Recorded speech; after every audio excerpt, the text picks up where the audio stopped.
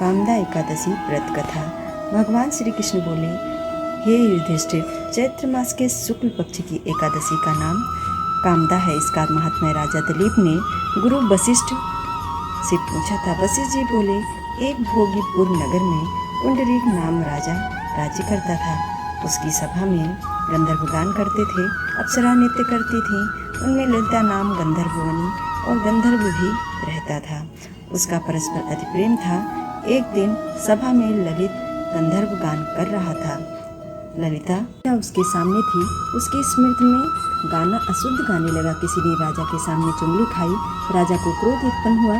ललित को बुलाकर कहा, तुमने मेरी सभा में स्त्री की स्मृति कर अशुद्ध गाना गाया, इस कारण श्राप देता हूँ, तो राक्षस बनकर कर्म का फल भोग। पुंडरीक के श्राप से ललित का मुख विकराल हो गया, भोजन मिलना मुश्किल हो गया, भूख से दुखी हो गया। उसकी स्त्री ने सुना तो वह भी वन में उसके पीछे विचरने लगी। उस वन में श्रृंगी ऋषि का आश्रम था। ललिता ने मुनि की शरण में जाकर पति के उद्धार का उपाय पूछा। मुनि बोले, कामदा एकादशी का विधि सहित व्रत करके पति के अर्पण कर दो, उसका फल कर दो, निश्चय ही वह स्वर्ग को प्राप्त करेगा। अतः ललिता ने कामदा एकादशी व्रत किया और रात्रि को जागरण किया। दीप जलाए, प्रभु के गुण गाए, प्रातः ब्राह्मणों को दक्षिणा देकर भोजन खिलाया।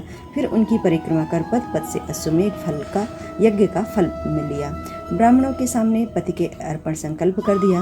उस समय वह राक्षस योनि से छूटकर पत्नी सहित स्वर्ग को चला गया। जय विष्णु भगवान के। इस तरह से एकादशी व्रत की कथा है। जो व्यक्ति एकादशी व्रत का संकल्प लेकर के इस कथा का श्रवण करता है या व्रत ना करके भी भगवान विष्णु के पूजन आराधन करने के बाद इस कथा का श्रवण करता है, उसके सभी मनोरथ भगवान पूर्ण करते हैं।